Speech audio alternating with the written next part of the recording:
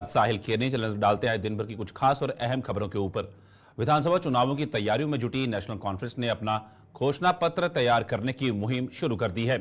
श्रीनगर में national conference की आज शुरू हुई 2 दिनों की कार्य समिति की बैठक में 15 अगस्त तक घोषणा पत्र को तैयार करने की डेडलाइन तय की गई है। पार्टी के वरिष्ठ नेता एडवोकेट शेख बशीर ने यह जानकारी दी है। नेशनल कॉन्फ्रेंस का आज कश्मीर में सेंट्रल वर्किंग कमेटी का इजलास हो रहा है। वो आज भी होगा, कल भी होगा। और इसके साथ ही एक कमेटी तश्कील की गई है जो इसका काम है मैनिफेस्टो बनाना, और उसमें वो पेपर में भी आया है। और जो आज 2 दिन का इजलास है इसमें बहुत सी बातें होनी हैं।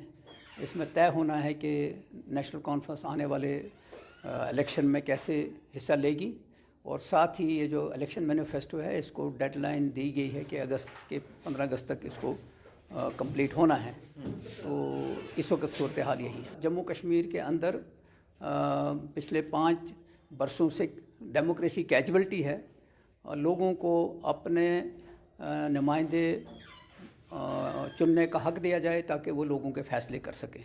साथ ही ये होगा कि जो प्राइम मिनिस्टर ऑफ इंडिया ने और होम मिनिस्टर ने वक्तन फ़ौक्तन वादे किए हैं।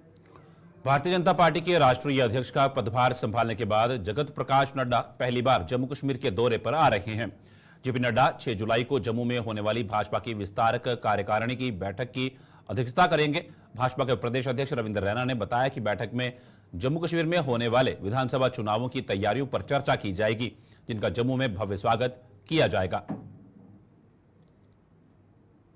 भारतीय जनता पार्टी के माननीय राष्ट्रीय अध्यक्ष श्रीमान जगत प्रकाश नड्डा साहब 6 जुलाई को जम्मू कश्मीर भारतीय जनता पार्टी की विस्तारक कार्यकारिणी की बैठक में भाग लेने जम्मू आ रहे हैं। श्रीमान जगत प्रकाश नड्डा साहब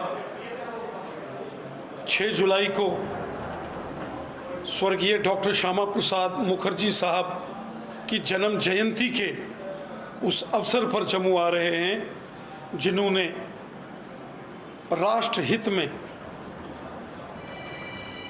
अपना सर्वस्व बलिदान दिया था। और लगातार तीसरी बार मोदी सरकार मरकज़ में हुकूमत बनाने के बाद हमारे राष्ट्रीय अध्यक्ष जी का जम्मू में ज़ोरदार भव्य स्वागत होगा, और आने वाले असेंबली इलेक्शंस के लिए एक शंखनाद होगा, जिसका ऐलान स्वयं माननीय राष्ट्रीय अध्यक्ष साहब करेंगे। भारतीय जनता पार्टी का हर एक कार्यकर्ता दिल से अपने नेशनल प्रेसिडेंट जनाब जेपी नड्डा साहब के वेलकम का इंतज़ार कर रहा है। एक शानदार, एक भव्य स्वागत राष्ट्रीय अध्यक्ष जगत प्रकाश नड्डा साहब का 6 जुलाई 2024 को जम्मू में होगा। पिछले महीने रशिया में हुए ब्रिक्स खेलों में वुशु में सिल्वर मेडल हासिल करने वाले जम्मू के सूर्य भानु प्रताप सिंह को आज भाजपा की प्रदेश इकाई ने सम्मानित किया। भाजपा के जम्मू कार्यालय में आयोजित एक कार्यक्रम के दौरान भाजपा के प्रदेश अध्यक्ष रविंद्र रैना सहित पार्टी के अन्य नेताओं ने सूर्य भानु प्रताप सिंह की पीठ थपथपाई। रविंद्र रैना ने कहा कि सूर्य भानु ने कई देशों में भारत के साथ साथ जम्मू कश्मीर का नाम रोशन करने के साथ साथ तिरंगा झंडा भी बुलंद किया है, इसके लिए वे बधाई के पात्र हैं। निवेदन करता हूं कि वो सूर्य भानु जी का सम्मान करें।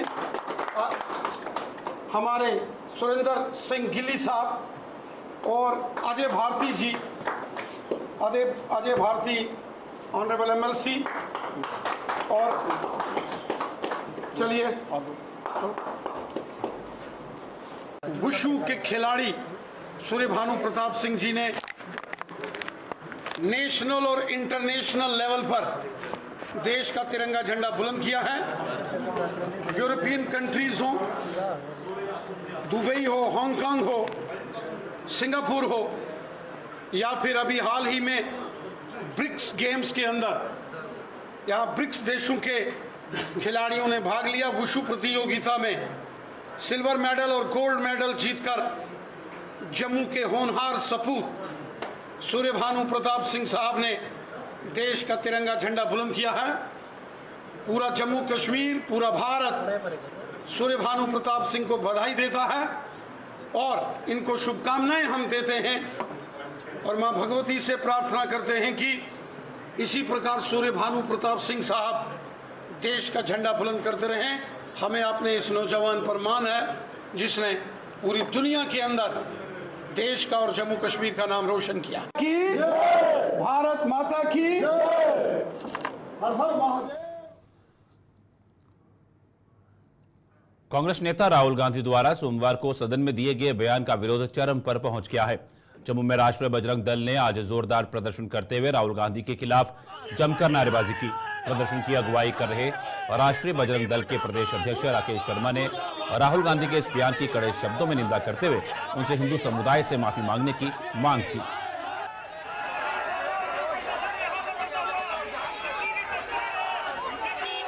देखिए, 2-3 दिन पहले सदन के अंदर राहुल गांधी के वक्तव्य में राहुल गांधी के माध्यम से 110 करोड़ हिंदुओं की आस्था के ऊपर प्रहार किया गया। हिंदुओं को हिंसक बताया गया, हिंदुओं को नाटकबाज, हिंदुओं को धोखेबाज, इस प्रकार की संज्ञा हिंदू समाज को दी गई। जबकि हिंदू समाज के अंदर हिंसा को कभी बढ़ावा नहीं दिया गया, ना ही हिंदू समाज ने कभी हिंसा को मूल सिद्धांत बनाया। हमेशा हिंसा का विरोध किया हिंदू समाज ने। और ये राहुल गांधी हिंदुओं को जो है हिंसक बता रहे हैं। 110 करोड़ हिंदुओं का अपमान हिंदू कभी सहन नहीं करेगा। आज साधु संत समाज सड़कों के ऊपर है, आज साधु संत समाज जो है प्रदर्शन कर रहा है, आज लोग सड़कों के ऊपर हैं और मांग कर रहे हैं कि राहुल गांधी जल्द से जल्द जो है 110 करोड़ हिंदुओं से माफी मांगे। आपातकाल के दौरान कांग्रेस द्वारा उड़ाई गई संविधान की धज्जियों के प्रति लोगों को जागरूक करने के लिए भाजपा एक अभियान शुरू करने जा रही है। जम्मू में आयोजित एक प्रेस कॉन्फ्रेंस के दौरान भाजपा नेता चंद्रमोहन शर्मा ने बताया कि इस अभियान के तहत भाजपा देश के साथ साथ जम्मू कश्मीर में भी कांग्रेस द्वारा संविधान को ताक पर रखकर लोगों पर अत्याचार किया था। लोकतंत्र की हत्या की कांग्रेस ने केंद्र स्तर पर आपातकाल में जो अत्याचार हुए, जो भारतीय संविधान की अवहेलना हुई, जो लोकतंत्र पर प्रहार हुआ, उसको देखते हुए पूरे देश में एक कैंपेन चलाने का प्रोग्राम बनाया है कि लोगों को पता लगे कि कांग्रेस जो अपने आप को संविधान और लोकतंत्र का वफादार बता रही है, उन्होंने क्या क्या करतूतें की हैं और संविधान को किस तरह तोड़ा मोड़ा है। जम्मू कश्मीर समिति बनाई गई, मुझे उसका संयोजक रखा गया। ये चाड़ साहब सह संयोजक हैं और ये हमारे मुख्य सलाहकार है प्रोफेसर मल्होत्रा साहब। तो ये समिति जो है, हमने यहाँ फैसला किया है कि हम जम्मू कश्मीर के अंदर शेख अब्दुल्ला की सरकार, शेख अब्दुल्ला का जो नेशनल कॉन्फ्रेंस थी वो यहाँ कांग्रेस का विंग थी। यहाँ कांग्रेस 69 में आई, उससे पहले एनसी को ही कांग्रेस का विंग समझा जाता था। तो उन्होंने एमरजेंसी में यहाँ पे क्या क्या अत्याचार किए जम्मू कश्मीर में, क्योंकि देश भर की बात तो आती है। जम्मू कश्मीर में लगभग 2500 लोगों को जेलों के अंदर, मीसा के अंदर डाला गया, टॉर्चर किया गया, इंटरनल सेंटर रखा गया, मुझे इंटरनल सेंटर रखा गया और मेरे बहुत से साथियों को रखा गया। तो किस तरीके से यहाँ अत्याचार हुआ, और उस वक्त यहाँ ना वकील, ना दलील, ना अपील, कुछ नहीं चलता था, पुलिस राज था। तो उसके बारे में हमने विस्तार से यह बात की थी। अब ये हम सारी कैंपेन जो है कांग्रेस के जो मिथ है उसको एक्सप्लोर करने के लिए, उसको एक्सपोज करने के लिए और एक्सप्लोर करने के लिए हमने इंटेंसिव। श्री अमरनाथ जी की यात्रा पर देश के कोने कोने से आने वाले साधु संतों ने उनके लिए किए गए इंतजामों के लिए प्रदेश सरकार का आभार जताया है। साधु संतों के मुताबिक जम्मू कश्मीर सरकार ने उनकी यात्रा को सुगम बनाने में कोई कसर नहीं छोड़ी है। इस साल पहले के मुकाबले यात्रा के दौरान दी जाने वाली सुविधाओं में और बेहतरी हुई है।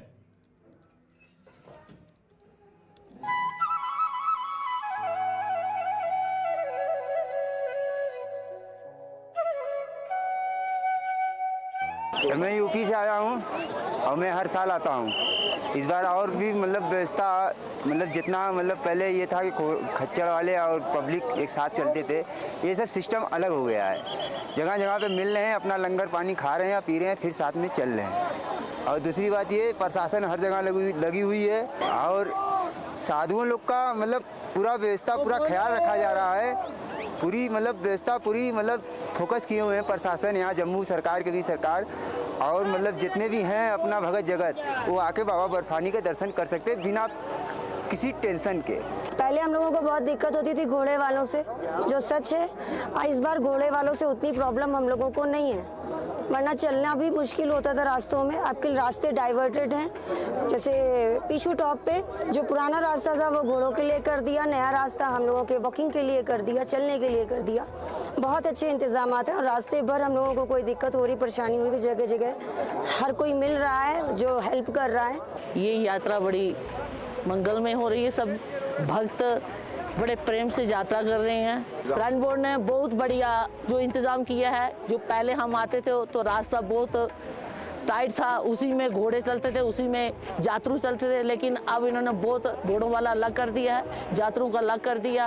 अगले साल तक ये और इसमें ज़्यादा तरक्की करेंगे। श्राइन बोर्ड हम तो सोच रहे हैं जैसे वैष्णो माता का कर रहे हैं वैसे ही वो ऐसा पूरा बना देंगे। जो सेवा कर रहे हैं उनको भोले बाबा सेवा करने की शक्ति दे और उनकी लंबी लंबी उम्र दे। बस यही हम भोले बाबा से फरियाद करेंगे। प्रशासन का बहुत अच्छा इंतजाम है, यात्रिकों के लिए बहुत अच्छा इंतजाम है यहाँ के प्रशासन का और यहाँ के लंगर वालों का, कि जो इतनी हाइट पे भी इतना अच्छा यात्रियों को खाना देते हैं। वो सब थैंक्स फॉर लंगर वाले और थैंक्स फॉर प्रशासन, government of Jammu and Kashmir. Shri Amarnath ji की वार्षिक यात्रा धार्मिक हर्षोल्लास के साथ जारी है। यात्रा के लिए देश भर से पहुंच रहे शिव भक्तों में भारी उत्साह दिख रहा है और रोजाना हजारों श्रद्धालु बाबा बर्फानी के दर्शन के लिए पहुंच रहे हैं। इस बीच आधार शिविर भगवती नगर जम्मू से 5725 भक्तों का छठा जत्था कड़ी सुरक्षा के बीच 261 गाड़ियों में कश्मीर के लिए रवाना हुआ। यात्रियों का मौसम भी साथ दे रहा है। हालांकि जम्मू में पिछले कुछ दिनों से तड़के बारिश के बाद दिन में मौसम खुलने से गर्मी के साथ उमस परेशान कर रही है, लेकिन यात्रियों के उत्साह में कोई कमी नहीं दिख रही है। जम्मू में तत्काल पंजीकरण के लिए रेलवे स्टेशन के पास सरस्वती धाम पर भी टोकन पाने के लिए श्रद्धालु पहुंच रहे हैं। श्रद्धालुओं की आस्था का अंदाजा इसी लगाया जा सकता है कि लंबी कतारों में खड़े रहने के बाद भी श्रद्धालुओं के चेहरे पर थकान नहीं दिख रही है। बम बम भोले और जय शिव शंकर के जय घोषों के साथ मंदिरों के शहर जम्मू में पूरा माहौल शिव में बना हुआ है। मुझे तो बहुत अच्छी व्यवस्था लगी, पूरा सिस्टम से यात्रा को निकाल रहे हैं और ये संदेश दूंगा कि ज़्यादा से ज़्यादा लोग आएँ और भोले बाबा जी के दर्शन करें। मैं यही दूंगा कि ज़्यादा से ज़्यादा तादाद में दुनिया यहाँ पर आए, लोग भोले बाबा के दरबार में जाएं, माथा टेकें, सुख शांति पूरे देश के लिए मांगे, अपने परिवार के लिए मांगे। 9 साल हो गए और हाथ इतना है बस बयान नहीं करा जा सकता इसका। और इस यात्रा को लेकर सभी यात्री इतने रोमांचित हैं जिसका कुछ भी वर्णन कर पाना मुश्किल है। सुरक्षा व्यवस्था के वजह से ही आज ये यात्रा संपन्न हो पाती है, वरना शायद हम लोगों के नसीब में ये यात्रा ना हो। यहाँ की आर्मी व्यवस्था, पुलिस प्रशासन, जिसका जितना भी वर्णन किया जाए वो कम है। हम तो यही कहते हैं कि सेना के वजह से जो आज हम लोगों को सुरक्षा व्यवस्था यहाँ मिलती है, हमें सेना का सम्मान करना चाहिए और इसी तरह का हम लोग सब लोग भक्ति के साथ, प्रेम पूर्वक साथ हर साल यात्रा पे आते जाते रहें सब लोग। हमें अमरनाथ यात्रा का इस बार 7वां साल है। यात्रा एकदम बेस्ट तरीके से होती है और आर्मी प्रोटेक्शन इतना अच्छा मिलता है कि किसी बात का खतरा नहीं होता और आप सभी का प्यार हमें एक नई उम्मीद दिखाता कि हम हर साल यहाँ पर आए। बोल शंकर भगवान की। अपनी मांगों को लेकर आंदोलन कर रहे सफाई कर्मचारियों ने बाड़ी ब्राह्मणा में आज भी प्रदर्शन किया। ये सफाई कर्मचारी 7 सालों का कार्यकाल पूरा कर चुके सफाई कर्मचारियों की सेवाओं को नियमित करने सहित अन्य मांगों को लेकर सरकार के खिलाफ लामबंद हुए हैं। जिंदाबाद जिंदाबाद जिंदाबाद जिंदाबाद जिंदाबाद। ये बात कहना चाहता हूँ गवर्नमेंट को कि आज हम 10-12 दिन हो गए हैं धरने प्रदर्शन और गवर्नमेंट हमारा काम भी कर रही है। ये नहीं कि काम क्या चल नहीं रहा, काम चल रहा है। जैसे कि प्रिंसिपल सेक्रेटरी मैम ने डायरेक्टर साहब से जो फाइल मंगाई है, हो सकता है कि उसमें कोई अच्छी खुशखबरी निकल आए। और जितने भी साथी प्रोडक्शन में बैठे हैं इस टाइम पे धरना प्रदर्शन कर रहे हैं, मैं उनको ये कहना चाहता हूँ कि साथियों धरना प्रदर्शन और तेज करो और जहाँ जहाँ पर धरना प्रदर्शन होता है उसे मीडिया में ज़रूर लेकर आएँ ताकि अफसरों को भी पता चल सके, सरकार को पता चल सके कि सफाई वाले भी क्या डिमांड हैं। क्योंकि आप साथियों जानते हैं कि 7 साल का कार्य कवर करके अब 25-25 साल के हमारे बंदे हैं जो जिनको 25-25 साल काम करते हो गए हैं डेली विजिट में, वो अभी तक परमानेंट नहीं हुए। और मेरी यही सरकार से गुजारिश है, एलजी साहब से, डायरेक्टर अर्बन लोकल बॉडी से, प्रिंसिपल मैडम से, कमिश्नर मैम से, कि जितनी जल्दी हो सकता है। Jammu Kashmir all alliance democratic party ने प्रदेश में होने वाले विधानसभा चुनावों के लिए कमर कस ली है। पार्टी ने जहां कश्मीर संभाग के लिए अपने 15 उम्मीदवारों की घोषणा कर दी है, वहीं जम्मू की 5 विधानसभा सीटों पर भी अपने उम्मीदवार फाइनल कर लिए हैं। जम्मू में आज एक प्रेस कॉन्फ्रेंस के दौरान पार्टी के राज्य प्रधान रकीब उल रशीद ने इन 5 उम्मीदवारों की घोषणा की। उन्होंने बताया कि अन्य उम्मीदवारों के नाम भी जल्द घोषित किए जाएंगे और उनकी पार्टी 90 की 90 विधानसभा सीटों पर चुनाव लड़ने जा रही है। पार्टी को चाहे पीर पंजाल रेंज है, चाहे जम्मू डिवीजन है, चाहे चिनाब वैली है, चाहे कश्मीर है। प्रेसिडेंट अशोक काशरू साहब ये भद्रवाह से इलेक्शन लड़ेंगे। डॉक्टर सुहेल गनाई ये विल ये नगरोटा से इलेक्शन लड़ेंगे। इशफाक अहमद थाना मंडी राजौरी से, और इंजीनियर भविष्य कोल है ये दुमाना से। ये 5 कैंडिडेट्स हमने अनाउंस किए यहाँ से। ऑलरेडी हमने कश्मीर डिवीजन से 15 कैंडिडेट्स अनाउंस किए हैं, तो अभी तक टोटल हमारा 20 हो गया और with in I think span of 20 to 25 days और 25 कैंडिडेट्स का हम नाम अनाउंस करने वाले हैं। और 2 साल के अंदर कोई नई पार्टी ये बोले कि हम 90 के 90 सीट्स पे लड़ने वाले हैं, ये बहुत बड़ी बात होती है अपने आप में। तो आगे भी हम तैयारी कर रहे हैं। इलेक्शंस आज हो जाए या कल हो जाए, या मैं ये मानूं कि बीजेपी नचा रही है हम लोगों को। कभी कह रही है कि यहाँ पर हालात ठीक है, कभी कह रही है नहीं इलेक्शन के लिए हालात मुनासिब नहीं है, कभी सुप्रीम कोर्ट कहता है सितंबर तक इलेक्शन करो, कभी कहते हैं कि नहीं। भारतीय राष्ट्रीय मजदूर कांग्रेस ने सरकार पर संविधान की धज्जियां उड़ाने का आरोप लगाया है। संगठन के राष्ट्रीय अध्यक्ष स्वामीनाथन जायसवाल ने जम्मू में आज एक प्रेस कॉन्फ्रेंस के दौरान सरकार पर कई गंभीर आरोप लगाए। उन्होंने अग्निवीर योजना की भी कड़ी निंदा की और साथ ही साथ मजदूरों के हक की लड़ाई को भी जारी रखने की बात कही।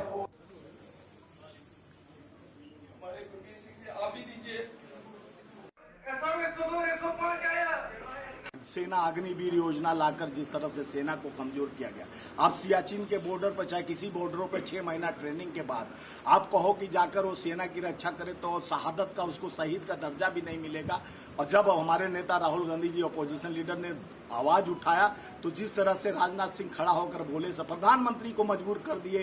3 बार प्रधानमंत्री खड़ा होते हैं और राजनाथ सिंह, रक्षा मंत्री, गृह मंत्री, तमाम मंत्रिमंडल खड़ा होकर बौखलाहट आ गया कि सच्चाई छुप नहीं सकती, बनावट के वसूलों से खुशबू आ नहीं सकती। इस संविधान को लेकर हम आगे बढ़े हैं और हमारे संविधान बाबा साहब का संविधान है। हम मजदूरों की हक की लड़ाई के लिए ऐसे ऐसे हीरा चुन कर रखे हैं कि देश के हर लोकतांत्रिक संविधान को बचाने के लिए पहले मजदूर को हम मजबूत करेंगे और श्रम में हो जाते।